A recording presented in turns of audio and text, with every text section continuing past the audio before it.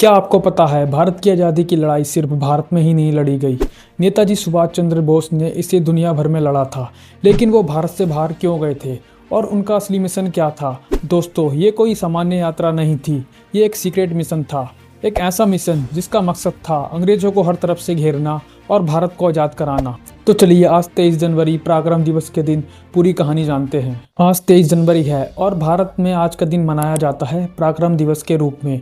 यह दिन समर्पित है भारत के महान स्वतंत्रता सेनानी नेताजी सुभाष चंद्र बोस को। पराक्रम दिवस मनाने का मुख्य उद्देश्य यही है कि हम नेताजी के योगदान, उनके संघर्ष और आज़ादी की लड़ाई में उनके अलग रास्ते को समझें। पराक्रम का मतलब होता है वीरता, साहस और संघर्ष। इसलिए 23 जनवरी को पूरे देश में नेताजी को याद किया जाता है। नेताजी सुभाष चंद्र बोस का जन्म हुआ था 23 जनवरी 1897 को। उनका जन्म स्थान था कटक, ओडिशा। बचपन से ही वे पढ़ाई में अच्छे थे और अनुशासन उनके स्वभाव का हिस्सा था। नेताजी ने उच्च शिक्षा हासिल की और उन्होंने ICS यानी इंडियन सिविल सर्विस की परीक्षा पास की थी। ये ब्रिटिश शासन की बहुत बड़ी प्रतिष्ठित नौकरी मानी जाती थी। लेकिन नेताजी ने 1921 में ICS की नौकरी छोड़ी क्योंकि वे मानते थे कि गुलामी के सिस्टम का हिस्सा बनकर देश को आज़ादी नहीं दिलाई जा सकती, और यही था नेताजी का बड़ा बलिदान। इसके बाद नेताजी पूरी तरह से स्वतंत्रता आंदोलन में सक्रिय हो गए। वे कांग्रेस से जुड़े और आगे चलकर वे कांग्रेस के अध्यक्ष भी बने। लेकिन नेताजी की रणनीति कई मामलों में अलग थी। जहां एक तरफ आंदोलन और सत्याग्रह का रास्ता था, वहीं नेताजी मानते थे कि अंग्रेज भारत को आसानी से नहीं छोड़ेंगे। उनके अनुसार आज़ादी के लिए मजबूत संगठन और निर्णायक रणनीति जरूरी है। इसी वजह से नेताजी और गांधी जी की सोच में कुछ मतभेद सामने आए। गांधी जी का रास्ता था अहिंसा और जन आंदोलन, और नेताजी का मानना था कि केवल उसी रास्ते से बल्कि मजबूत तैयारी से भी काम करना पड़ेगा। लक्ष्य दोनों का एक था, भारत की आज़ादी, लेकिन रास्ते अलग थे।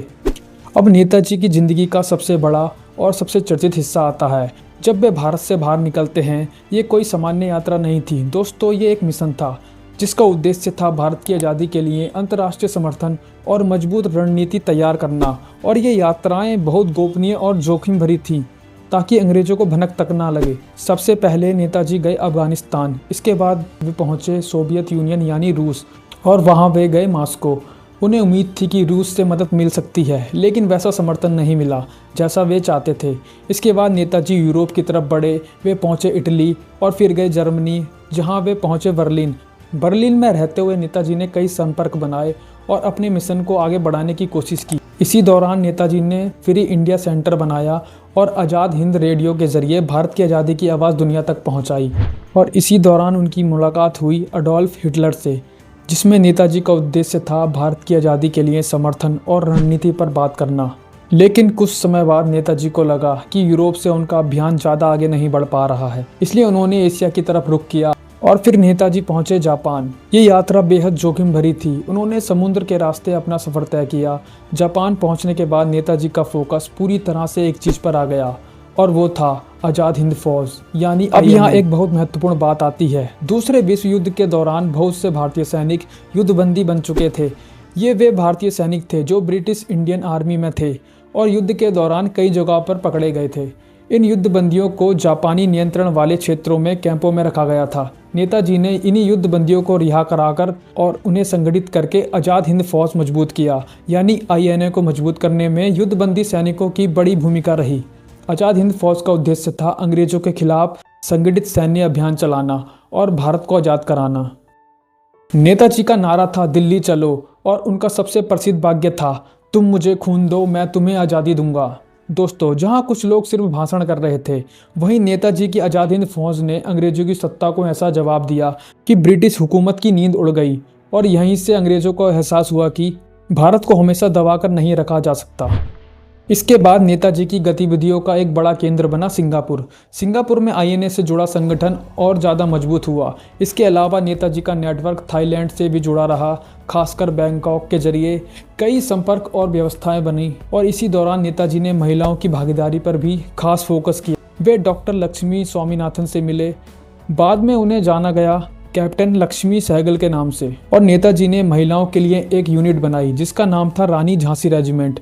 इस रेजिमेंट की कमान कैप्टन लक्ष्मी सहगल को दी गई। ये उस दौर में एक ऐतिहासिक कदम था क्योंकि नेताजी सिर्फ आज़ादी नहीं चाहते थे, वे एक मजबूत भारत बनाना चाहते थे।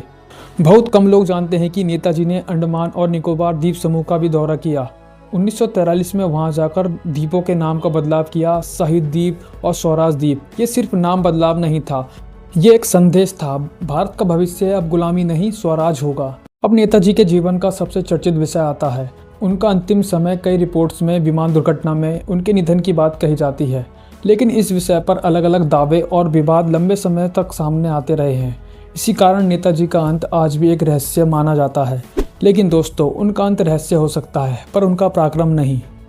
तो दोस्तों, 23 जनवरी का पराक्रम दिवस हमें नेताजी के योगदान की याद दिलाता है और ये याद दिलाता है कि आज़ादी की लड़ाई में अलग अलग रणनीतियाँ और अलग अलग भूमिकाएं रही हैं। नेताजी अनेक देशों में गए और उनका मुख्य उद्देश्य यही था, भारत को आज़ाद कराना।